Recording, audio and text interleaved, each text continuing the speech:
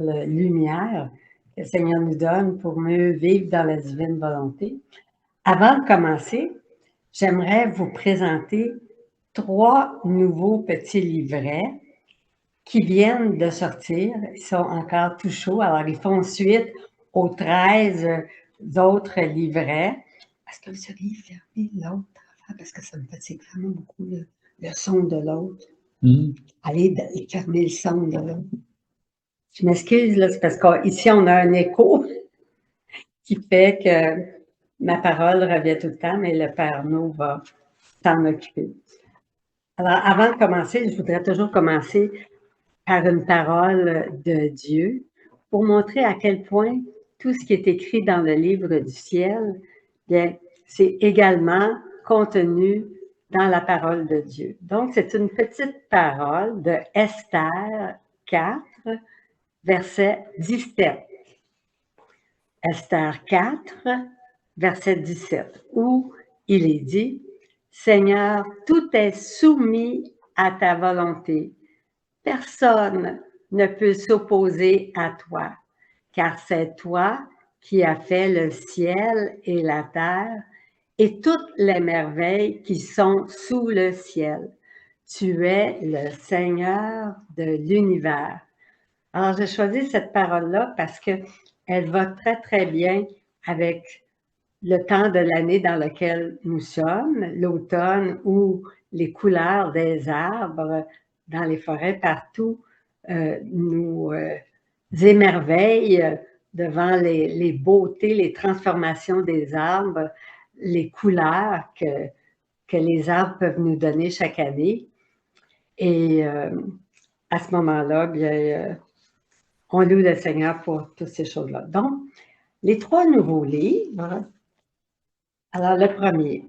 Si vous avez aimé Adam dans la première série, et je sais qu'il y a plusieurs personnes qui ont lu Adam et qui ont trouvé ce livre-là vraiment extraordinaire, eh bien, moi, je vous dis que vous n'avez pas lu encore ce livre-ci, Création de l'homme, corps et âme, sa vie et destinée.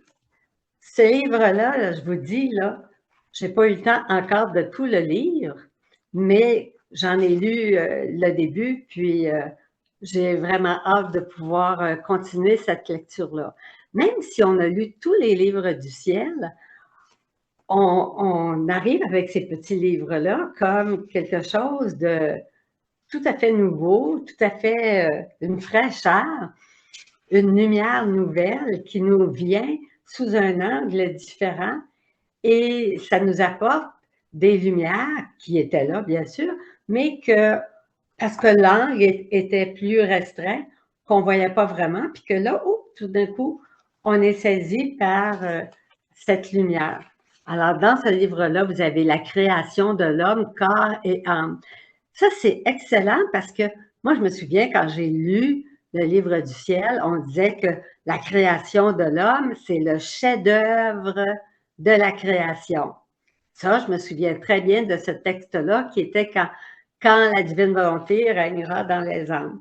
Mais ça n'expliquait pas tout la beauté originelle de l'âme, du corps, les 3 mouvements dans l'âme, les 3 mouvements dans le corps, les battements de cœur, la chaleur ressentie, etc., etc.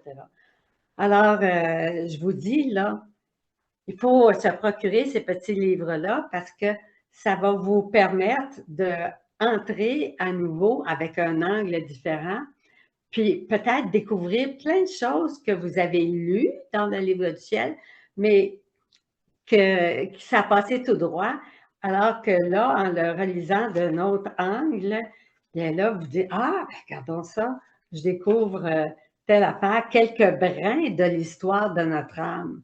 Alors, est-ce qu'on connaît bien l'histoire de notre âme?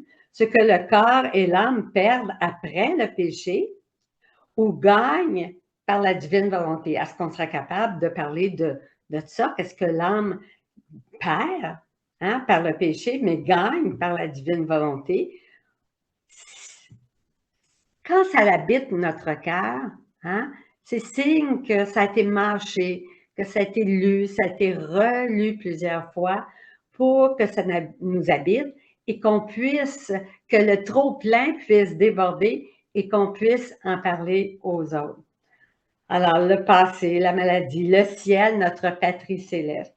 Et puis, il y a un autre petit livre là, qui nous amène directement au ciel. Alors, les anges et les saints de la cour céleste. Alors ça, là, si vous voulez avoir déjà un pied au ciel, là, la tête au ciel, puis le corps sur la terre, mais comme dirait Dina Bélanger, là, Jésus a pris ma place sur la terre et moi, je vis au ciel en compagnie des anges et des saints. Donc, ce petit livre-là va vous faire vous envoler vers le ciel pour parler des anges, leur présence dans la vie de Louisa, dans la nôtre, dans la vie de Jésus, leur fonction, les 9 cœurs des anges devant l'humanité de Jésus, devant les cités, celle de notre ange gardien. Puis en passant, bien, ça va être la semaine prochaine, là, la fête des saints anges gardiens. Alors, sortez votre livre, là, Neverne, à mon ange gardien, hein, qui est déjà sorti depuis quelque temps. Alors, ceux qui ne l'ont pas, il nous en reste encore quelques exemplaires.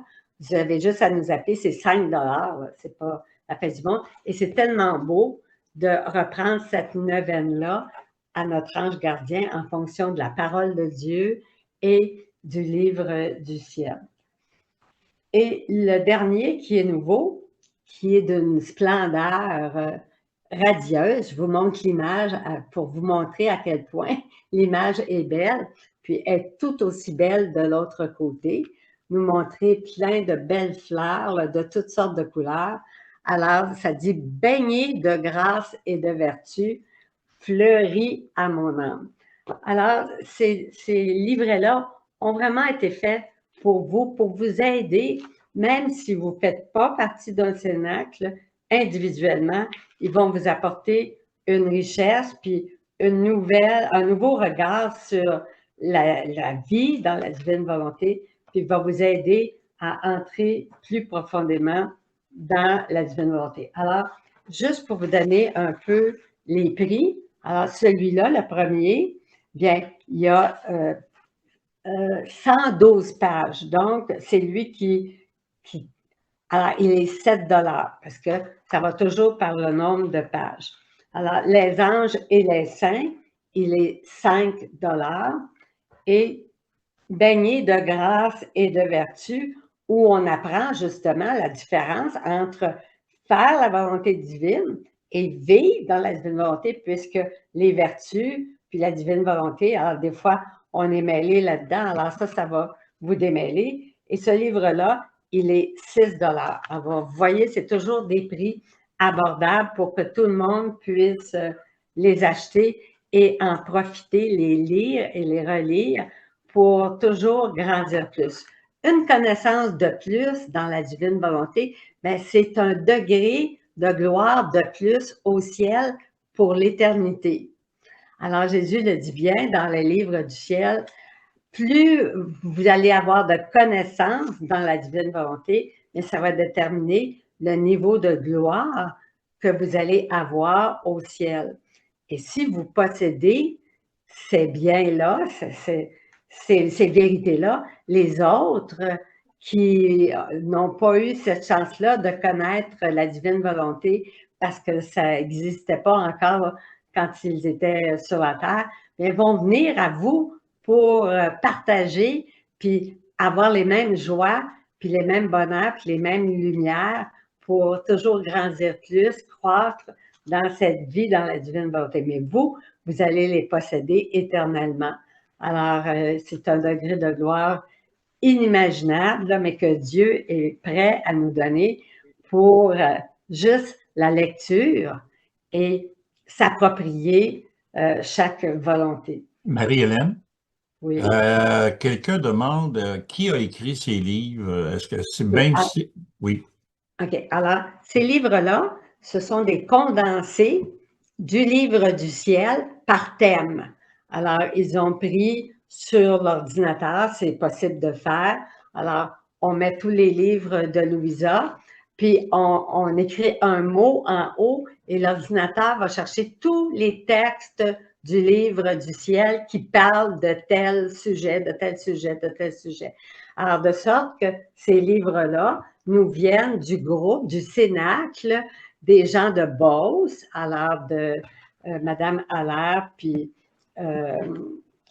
son mari Claude Dallaire et j'oublie son nom. Bon, en tout cas, alors du groupe de Beauce, où c'est un grand groupe, un gros cénacle d'au moins 30 personnes là, qui assistent régulièrement à leur rencontre. Alors, ce sont leurs rencontres qu'ils ont eues, puis pour en faire bénéficier tout le monde de l'association, puis même au-delà de l'association, bien, ils nous ont permis de les éditer, d'en faire des copies papier pour ceux qui n'ont pas l'ordinateur. Et tous ces livrets-là sont déjà sur notre site dans la page d'accueil au niveau des annexes, puis sont aussi au niveau des nouveautés sur ce site qui est un petit bouton rose qui est sur la première page et aussi nouveautés en librairie. Alors, il y a plusieurs moyens d'arriver toujours au même livret où vous avez chaque livret qui est là et que vous pouvez télécharger en PDF. Et puis, ceux qui ne pourraient pas faire ça, mais c'est pour eux autres qu'on en a fait des copies papier que vous pouvez vous procurer en tout temps, en tout lieu, pour que tout le monde puisse avoir accès au livre du ciel, mais redit d'une autre façon, regardé sous un autre angle et qui nous permet toujours d'aller plus profondément dans la divine volonté.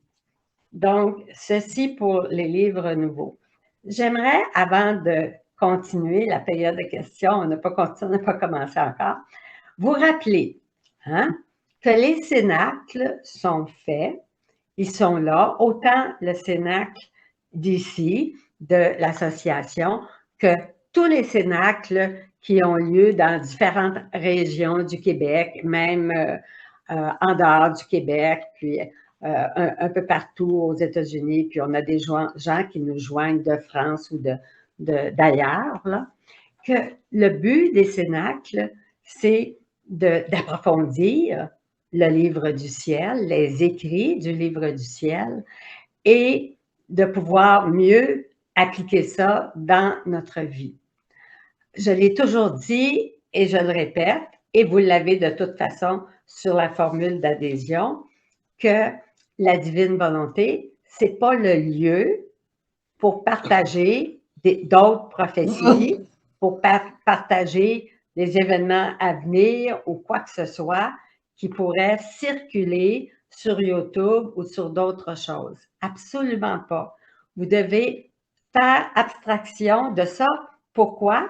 Parce que la divine volonté, c'est le remède à tous ces mots-là. Donc, il ne faut pas regarder les mots. Jésus ne nous dit pas « regardez les mots », puis bon, au contraire, Jésus nous dit que si on veut être vainqueur du mal, qu'on doit avoir le regard fixé sur lui. Donc, quand il dit le regard fixé sur Jésus, ça veut dire le regard fixé sur Jésus. Alors, on voit Jésus dans le livre du ciel, dans les 24 heures de la Passion, dans la Vierge Marie, dans le royaume de la divine volonté.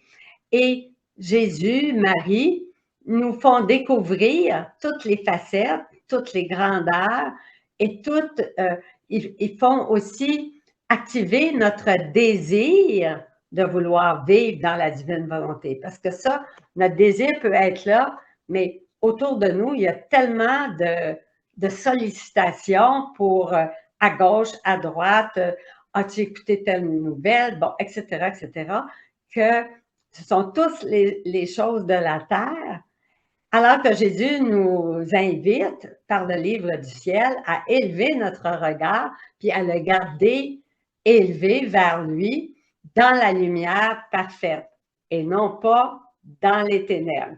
Donc, essayez, comme le dit le Père Renaud tantôt, de mortifier vos yeux, votre curiosité pour toutes sortes de autres YouTube ou vidéos qui voudraient vous donner 50 000 nouvelles, 50 000 manières qui, beaucoup de prophètes sont des faux prophètes. Alors, restons sur les vrais prophètes, Jésus, Marie, qui est la plus grande prophète de notre temps, qui nous livre dans le livre du ciel tout ce qu'il nous faut, non seulement pour nous sanctifier, mais aussi pour redevenir à l'état originel de sainteté tel que Adam et Ève ont été créés.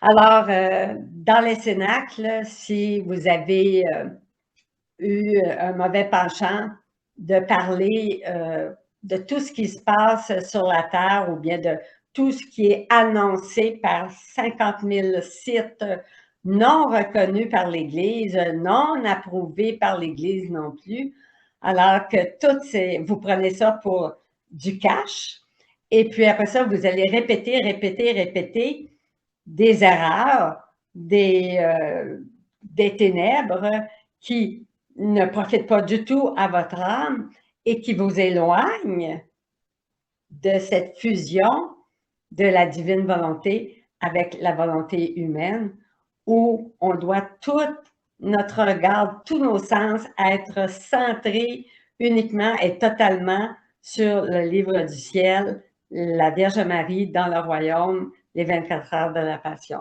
Je le répète parce que dans certains groupes, dans certains cénacles, ça l'a dévié.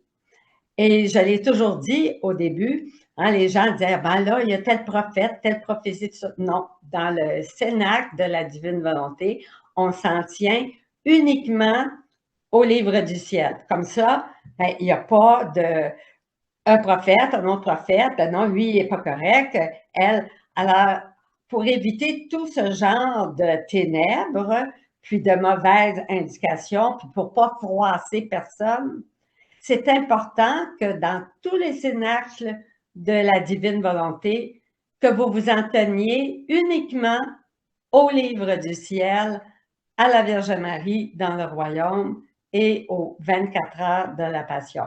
Les livres de prière, bien sûr, puis le pieux pèlerinage de l'âme, le livre de prière bleu et le livre de prière blanc et les trésors de prière qui viennent compléter, bien sûr, ces livres-là pour qu'on puisse entrer plus profondément au niveau de la prière. Donc, j'espère que c'est clair pour tout le monde, puis que si vous avez dévié, que vous avez été tenté dans le but d'éclairer tout le monde, eh bien, je peux vous dire ceci, l'Esprit Saint est là, puis lui-même va venir éclairer chaque âme en particulier. Alors, l'Esprit Saint, qui est Dieu, est très bien capable de faire ça et il va le faire lui-même d'une façon personnelle à chaque âme, selon sa personnalité, selon ce qu'elle a lu, selon ses misères, ses faiblesses, selon ce qu'elle a besoin d'entendre, bon, etc., etc. Alors, laissons à Dieu, à Jésus, nous expliquer dans le livre du ciel qu'est-ce que c'est que la différence entre faire et vivre dans la divine volonté, et laissons à l'Esprit Saint, hein, le guide de notre âme pour nous montrer le chemin à suivre, puis nous enseigner de façon personnelle à mieux vivre dans la divine volonté. Bon, alors j'arrête ici. J'espère que ceci étant dit que les choses vont se replacer, puis qu'on va mettre de côté tout ce qui n'est pas le livre du ciel pour vraiment se concentrer sur la lumière de Dieu. Que Jésus veut, par le livre du ciel, illuminer notre conscience. Hein? Tout le monde sait que l'illumination des consciences, hein, va venir, mais Jésus, avec le livre du ciel, déjà, il illumine votre conscience petit à petit, à chaque fois que tu dois savoir puis qu'on acquiert de nouvelles connaissances, bien, à ce moment-là, bien, il y a plus de lumière en nous et la fusion de la volonté humaine avec la volonté divine se fait plus profondément et plus intensément. Donc, on y va avec une première question. Alors, je vais commencer par ceci pour laisser un peu de réponse au Père-No. Alors, non, on va commencer avec ceci. Alors, première question. Quelles sont les règles à suivre sur la circulation dans le cœur de l'Église? Peut-on circuler derrière le tabernacle avec ou sans messe? Parce qu'on sait maintenant que plusieurs églises n'ont pas le tabernacle au niveau central, comme c'était avant. Beaucoup d'églises ont pris le tabernacle et ont été le mettre sur un côté ou sur l'autre, là, pour laisser le cœur libre et le tabernacle est à côté. Alors, on ne discutera pas là-dessus, mais on va répondre, je vais demander au Père-No de répondre à cette première question-là. Alors, quelles sont les règles à suivre quand on circule dans le cœur de l'Église? Peut-on circuler derrière le tabernacle? Parce que souvent, le tabernacle est en avant, étant donné qu'il est sur le côté. Alors, le tabernacle, il n'est même plus dans le cœur de l'Église, mais peut-on circuler librement? Oui, et comment? Oui, l'important, c'est de rendre honneur à la présence de Jésus. Alors, quand on s'aperçoit qu'il y a un tabernacle avec les saintes espèces à l'intérieur, on fait une génuflexion devant le tabernacle. On peut passer en arrière ou en avant. Une génuflexion est assez. On pourrait faire, à chaque fois qu'on passe devant le tabernacle, il faut le faire, un signe de croix, un signe de tête, c'est libre à chacun, mais on le fait une fois et c'est suffisant. C'est comme pas seulement le prêtre, mais les lecteurs, les enfants de cœur, tous ceux qui sont dans le cœur, pensent une fois, font une génuflexion devant le Saint-Sacrement et après, n'ont pas besoin de la refaire à chaque fois. On ne se trompe jamais quand, après avoir fait la génuflexion, puis une petite prière ou je t'adore avec ta propre adoration, en tout cas, peu importe, là. On peut, si on travaille ou si on est au niveau du cœur, là, de temps en temps, continuer cette adoration-là qu'on a fait au niveau du tabernacle avec la génuflexion. Et puis, c'est pas mauvais non plus. On peut, si on a à descendre puis repasser devant le Saint-Sacrement, refaire cette génuflexion, ne serait-ce que pour les gens qui n'étaient pas là la première fois et qui vous voient vous balader dans le cœur, puis que vous descendez, montez, puis que comme si le Saint-Sacrement n'existait pas. Alors oui, c'est important de toujours donner le bon exemple. Et puis si on répète ce geste-là, bien, c'est tout simplement un rappel que Jésus est là, présent dans le Saint-Sacrement, et que les autres personnes aussi dans l'Église doivent garder respect puis silence pour mieux se concentrer, si c'est avant la messe ou peu importe, là, on est en présence de Jésus, puis on essaie d'avoir ce temps de silence puis de solitude, un cœur à cœur avec Jésus. Deuxième question. Quelle est la place, le rôle des rêves dans la vie? Ordinairement, un rêve, c'est l'esprit qui sommeille, qui se repose, qui élimine beaucoup de soucis. Alors, il y a des rêves qui peuvent être provoqués par la nature humaine elle-même, mes propres conditions à moi, disons que est-ce que demain, je vais aller faire un voyage, oui ou non, oui ou non, oui ou non? Ça peut influencer mon rêve. Ça peut être quelquefois quelque chose d'extérieur qui peut venir du malin pour nous troubler. Ça peut être le Seigneur qui nous envoie des inspirations. C'est difficile à mettre une règle pour tous les rêves. Alors, nous, on ne doit pas s'occuper d'un rêve comme une direction de la vie qui dit, excusez,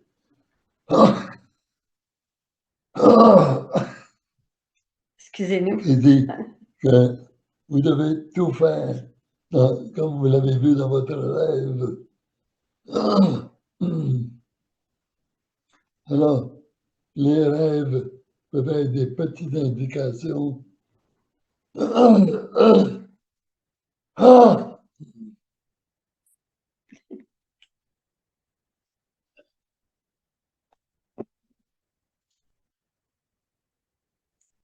Pour notre comportement, mais ce ne sont pas des règles.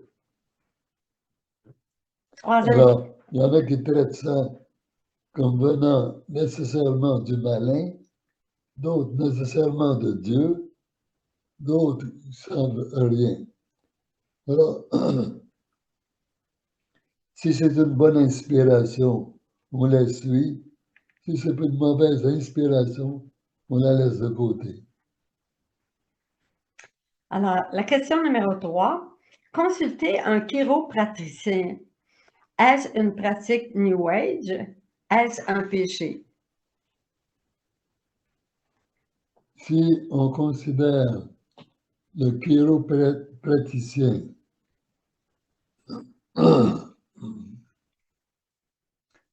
comme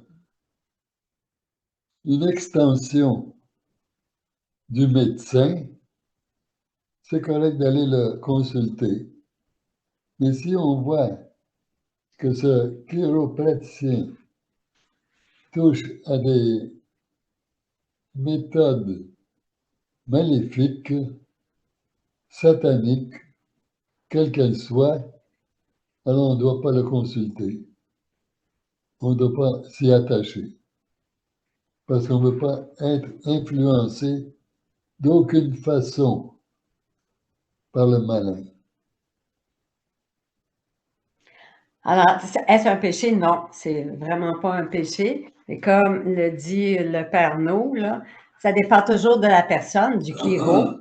Alors, si le chiro, il est dans une clinique Nouvel Âge, puis que toutes les autres personnes parlent le langage du Nouvel Âge, puis que lui aussi, bien sûr que le chrétien n'a rien à voir là, dans cette clinique-là. Mais si le chiropraticien est complètement isolé, puis que lui fait des manipulations sur notre corps, mais sans lien spirituel, à ce moment-là, il n'y a pas de danger. D'ailleurs, toujours quand vous y allez, portez toujours sur vous la médaille miraculeuse, la médaille de Saint-Benoît pour vous protéger de tout mal. Et puis, mettez-vous dans le précieux sang de Jésus pour être certain que le sang de Jésus va être une protection contre tous les esprits mauvais qui voudraient venir s'agglutiner à vous. La 4e question, elle dit, il y a une dame qui me dit pouvoir arrêter le sang, saignement de nez, les blessures, bon, etc. C'est quelque chose que j'ai déjà entendu de la part de différentes personnes. Qu'en pensez? Bien, c'est certain que le Seigneur donne des pouvoirs à ceux qu'il veut. Alors, il y a des personnes qui peuvent arrêter le sang de couler, oui. Et il faut regarder la façon dont c'est fait. Si elles font des références à un esprit malin quelconque, il ne faut pas y aller. Il ne faut pas faire arrêter le sang par cette personne-là. Si ça vient de Dieu, simplement, oui, on peut essayer. il y a des personnes que le Seigneur aide à guérir les autres. Qui sont-elles? Qui sont-ils? Difficile à savoir, mais il faut demander par quel pouvoir faites-vous cela? Si la personne dit, ben, des pouvoirs nébuleux, alors on laisse de côté. Si c'est par la force de Dieu, alors on peut essayer de se faire guérir. Il n'y a pas seulement faire arrêter le sang, il y a d'autres guérisons qui sont possibles aussi. Alors, la prochaine question, elle demande pourquoi le fait de répéter les actes de la création et de la rédemption en aimant Dieu en train de les accomplir se transforme-t-il en nous en une nouvelle création et peu à peu par là même nous transforme et nous divinise? Comment cela peut-il se produire? Alors, la question est bonne et puis elle dit ceci. Est-ce parce qu'ainsi nous sommes, pendant ce temps, projetés dans la divine volonté et donc oubliant la nôtre, Dieu peut alors travailler notre âme tranquillement? Donc, elle y répond, puis la réponse est très, très belle. Puis le lendemain, elle me réécrit elle a fait une réflexion. Elle m'a dit, je réalise juste maintenant avec le tome 33, le but de la création. C'est, comme on ne peut pas se passer d'elle, c'est de nous inviter à partager l'adoration qui habite chaque élément. Alors, ce qui habite chaque élément, c'est la gloire de Dieu, l'amour de Dieu, et ainsi nous entraîner dans leur sillage jusque dans le cœur de la très sainte Trinité et nous submerger dans l'adoration pour Dieu et Dieu, donc, et donc être à chaque adoration un peu plus divinisé. Voyez-vous comment l'Esprit Saint travaille? Alors, elle avait une question, puis le lendemain, l'Esprit Saint lui a donné elle-même la propre réponse. Elle dit, est-ce que je me trompe? Ben non, vous ne vous trompez pas. C'est vraiment là-dessus. Et j'aimerais pour mettre à l'appui ce qu'elle nous pose comme question, prendre un petit texte qui vient du tome 36 et que j'ai lu durant l'été, puis que quand je l'ai lu, j'ai trouvé ça tellement magnifique que j'ai dit, il faut absolument que je partage ça avec tout le monde parce que c'est tellement beau. Puis ça vient rejoindre la question de la dame en question. Alors, dans le tome 36, un texte du 2 mai 1938. Alors, bien sûr, je ne vous le lirai pas au complet parce qu'il est assez long et qu'il est dense. Alors, si je vous lis tout ça, ça va déborder, puis vous ne vous entendrez plus ce que je vous dis cet après-midi. Alors, je vous invite à aller le lire pour être capable de contempler vous-même ce qui est écrit là-dedans. Mais ensemble, on va partager quelques idées et déjà, ça va nous donner des lumières, mais aussi un goût très, très grand de lire le livre du ciel, de faire des rondes, puis de redonner à notre Papa du ciel toute la gloire qui lui revient pour la sanctification de toutes les âmes, puis également pour faire advenir le règne de Dieu sur la terre comme au ciel. On a tous un rôle à jouer, un rôle de lumière pour que cette lumière-là puisse se répandre sur la terre et qu'à un moment donné, il y a tellement de lumière dans une pièce que toute la pièce s'illumine d'un seul coup.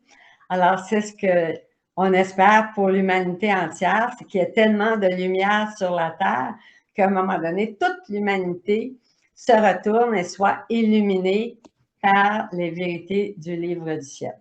Alors, je commence. Ma fille, mon fils, c'est toujours notre amour qui nous pousse vers la créature avec une force irrésistible. Ça, c'est tellement beau parce que nous, on a été élevés quand on était petite, là, dans un autre langage de Dieu. Surtout, ben, un petit peu, quand j'étais petite, il y avait encore des traces de ça, mais ma mère et ma grand-mère ont été élevées là, d'avoir peur de Dieu, peur de l'enfer, puis mon Dieu, même à ça, ma mère m'a déjà dit qu'ils n'avaient même pas le droit de lire la Bible, imaginez-vous. Alors, on a fait des pas, bien sûr, là, de lumière de ce côté-là, mais disons qu'il y avait peu de lumière il y a plusieurs années, puis là, le Seigneur intensifie énormément et nous donne les folies de son amour. Alors, non seulement il nous aime de façon irrésistible, mais il fait pour nous là, des folies d'amour. On va voir ça. Alors, ma fille, c'est toujours notre amour qui nous pousse vers la créature avec une force irrésistible et nous place, la Trinité, dans la position de demandeur, comme si nous avions besoin de la créature afin de pouvoir lui dire « Tu m'as aimé et je t'aime. Tu m'as fait le don de toi-même et je me donne à toi. » C'est un peu comme le père qui a son fils sur ses genoux, puis qui fait, alors le fils, il dit, je vais conduire l'auto, je vais conduire l'auto. Alors le fils a les deux mains sur le volant. Bien sûr qu'il est assis sur les genoux de son père, mais il ne touche pas du tout les pédales. Alors, son père, bien sûr que lui aussi, là, c'est le père qui a les pieds sur les pédales et qui a une main entre les deux mains pour diriger l'auto, pour faire croire à l'enfant que, ben oui, c'est toi qui conduis, c'est toi qui conduis, mais dans le fond, c'est le père qui conduit. C'est un peu comme ça. Alors, nous aussi, on a l'impression que c'est nous qui conduisons, mais on va voir ici que c'est le Père, c'est le Seigneur, l'Esprit Saint, la Trinité Sainte qui nous conduit et qui est à la base de toute notre vie. Tu dois savoir jusqu'où peut aller notre amour. Et ça, c'est important de se remplir de l'amour de Dieu, parce que c'est l'amour de Dieu qui nous donne toute la lumière et tout ce qu'il faut pour non seulement que notre âme soit illuminée, mais qu'on puisse être transformé. Seulement la volonté divine peut générer des vies divines. Alors nous, on ne peut pas générer des vies divines, mais dans la divine volonté, la volonté divine, elle, peut générer des vies et transformer notre propre humanité à l'image de Dieu, puis à la ressemblance de Dieu. Alors, chaque fois qu'on lit, Jésus est à l'intérieur, puis il transforme sans nous le dire, parce qu'il ne veut pas absolument pas, c'est déjà tellement grand dans nous l'orgueil qu'il veut au contraire qu'on rentre dans notre néant pendant que lui est en train de faire de nous un chef-d'œuvre de beauté, de grâce, puis de lumière et de sainteté. Chaque fois que nous demandons la Trinité Sainte, sa volonté à la créature et qu'elle nous la donne, elle nous remet chaque fois une vie. Alors, à chaque fois qu'on dit « Fiat Seigneur », pour toi, Seigneur, comme le disait tantôt, dans ta divine volonté, bien, à ce moment-là, il y a une vie divine qui est créée par la divine volonté, par Jésus, par l'humanité de Jésus qui est fusionnée. Nous, on est fusionnés en Jésus, par lui, avec lui et en lui. Alors, c'est grâce à cette fusion que ces vies divines-là sont formées. Et nous sommes toujours en train de demander une vie à la créature. Alors, Jésus est toujours en train, par l'Esprit Saint, de nous demander une vie. Est-ce que tu es d'accord avec ça? Un peu plus tard, bon. Alors, c'est pas une fois le matin, puis c'est bon pour toute la journée. Non, écoutez bien ce qu'il dit. Et nous sommes toujours en train de demander une vie à la créature afin de lui donner l'occasion et le mérite de nous donner sa vie, non pas seulement une fois, mais autant de fois que nous le lui demandons. Crois-tu, puis là c'est Jésus qui nous pose la question à chacune de nous, crois-tu que ce soit peu de choses que la créature puisse nous dire, je vous ai donné une vie chaque fois que vous me l'avez demandé, et non pas seulement une fois, mais des milliers de fois. Non seulement nous l'aimons avec un amour redoublé, donc à chaque fois, l'amour de Dieu est redoublé en nous. On ne s'en rend pas compte, mais au ciel, quand on va voir tout ce que Jésus a pu faire en nous, on va être nous-mêmes émerveillés de cette ressemblance puis de cet adieu là en notre âme. Nous l'aimons avec un amour redoublé chaque fois qu'elle nous donne sa volonté et nous la récompensons chaque fois.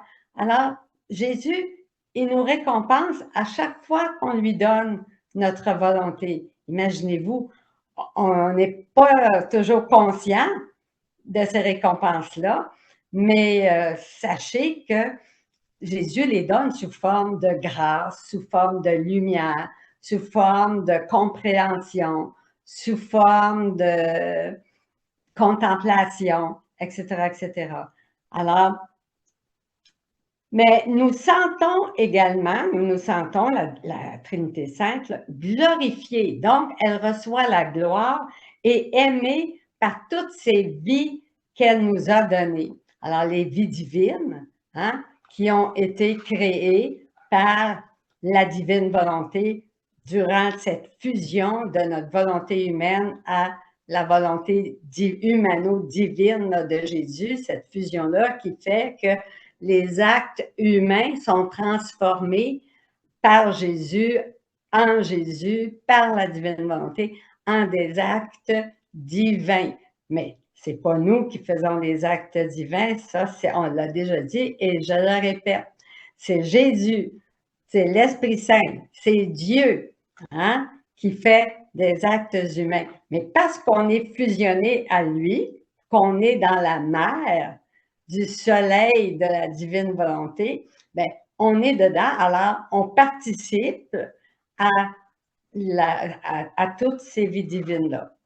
Telles sont les finesses, les stratagèmes, les excès et les folies de notre amour exubérant qui ne peut pas s'empêcher d'inventer de nouvelles manières d'agir avec la créature afin de pouvoir dire « Jamais elle ne nous a refusé de nous donner sa volonté. » Encore là, il faut que ce soit vrai, là. C'est pas dire le matin, on donne notre volonté, puis après ça, on fait notre volonté, puis on pense qu'on fait la volonté de Dieu, mais on dit à Jésus, bon, viens Jésus faire ci, viens Jésus faire ça, puis Jésus fait tout ce qu'on fait, oui, bien sûr, sauf le péché, bien sûr, mais on ne réalise pas en réalité que c'est lui le centre de l'univers, hein?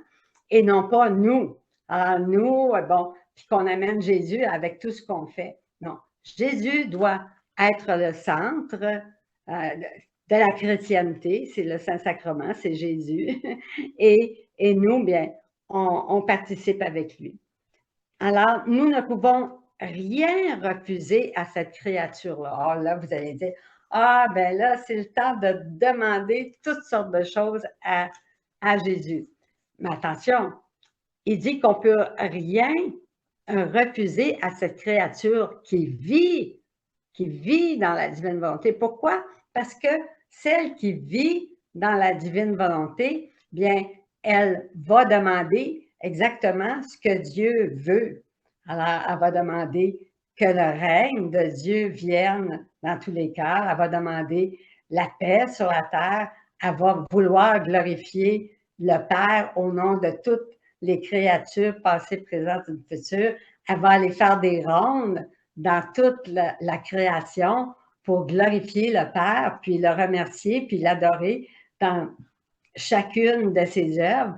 Et au nom de toutes ces œuvres-là qui sont remplies de l'amour de Dieu, qui sont un voile qui cache Dieu dans la création. Dieu est partout et dans la création, bien, ce sont autant de voiles dans les arbres, dans le firmament, dans la mer, où Dieu est présent et il nous invite en regardant ces éléments-là, puis ça, on l'a très bien, ça a été remis dans le petit livre « Le pieux pèlerinage de l'âme », là, alors où on recouvre les attributs de Dieu, là, alors dans l'océan, le mouvement perpétuel de Dieu, puis bien, quand on entend les petites vagues qui murmurent, qui nous disent constamment « je t'aime » de la part de Dieu, puis que nous, on lui répond « ben moi aussi, je t'aime, Jésus, avec ton propre amour, je t'adore, je te loue, je te bénis », puis on le fait au nom de tout. Donc,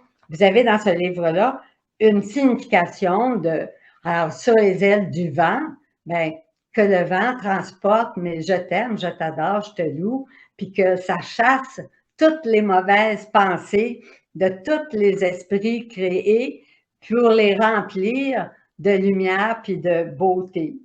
Après ça, bien, vous avez, ne serait-ce quand on regarde un petit oiseau qui chante, on peut voir la délicatesse de l'amour de Dieu dans le chant des oiseaux. Un oiseau, c'est tellement un bel animal qui chante la gloire de Dieu. On ne peut pas faire autrement que de chanter avec lui la gloire de Dieu.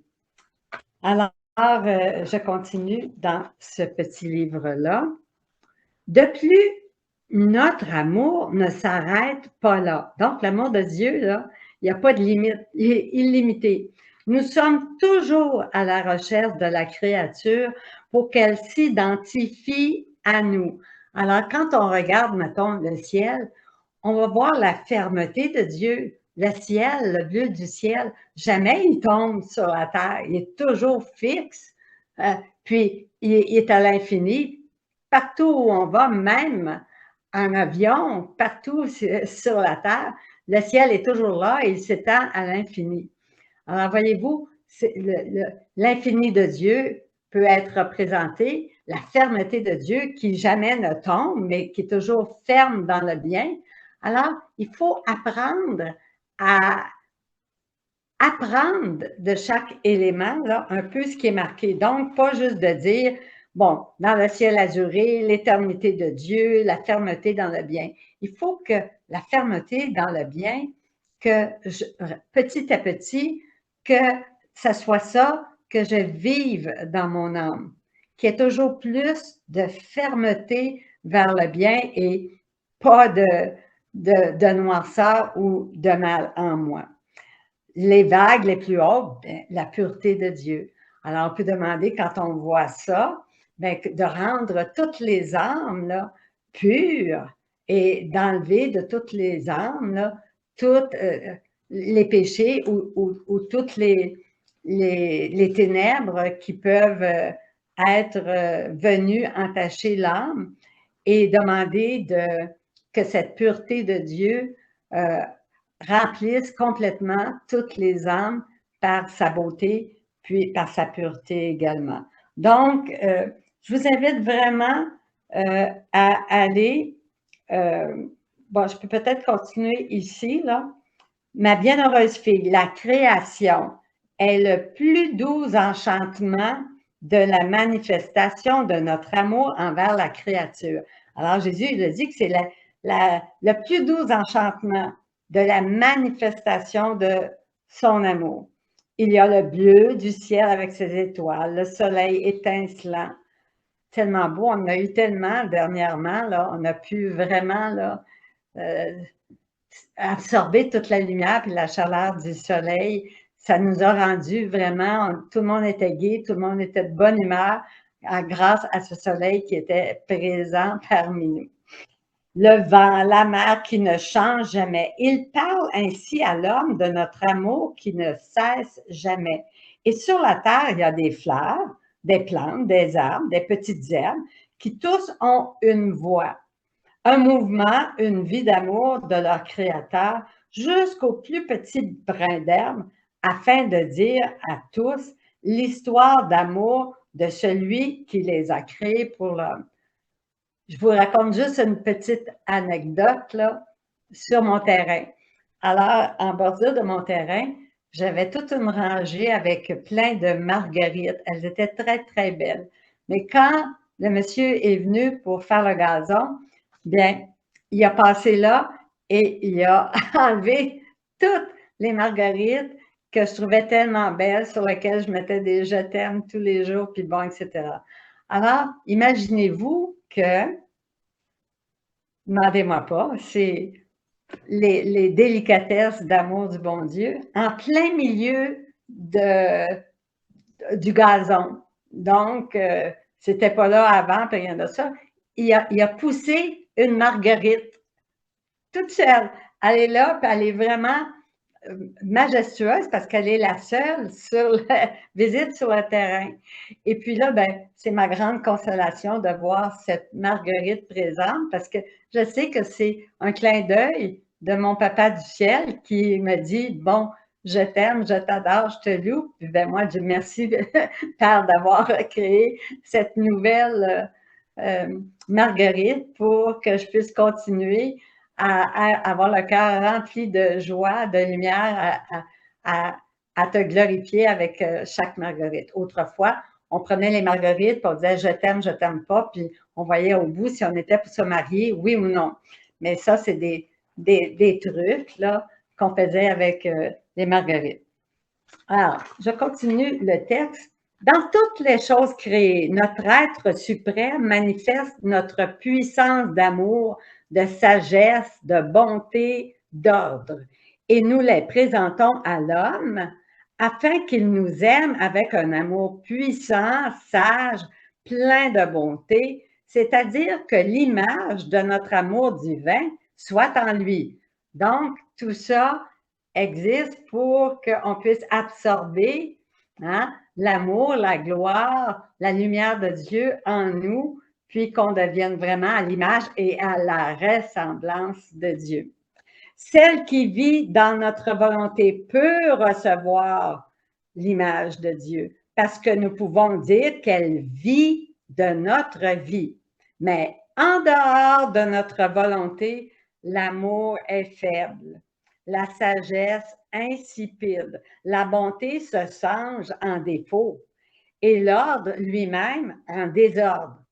Alors, il faut croire que dans notre vie, là, peut-être que certaines personnes se reconnaissent encore là, à avoir des désordres, à la bonté qui se change en défaut puis en mauvaise volonté. Pauvre créature, sans notre volonté, combien elle inspire la pitié, plus encore. Nous trouvons en elle l'amour qui ne finit jamais. Lorsque la créature ne nous aime pas, elle forme de grands vides de notre amour dans son âme.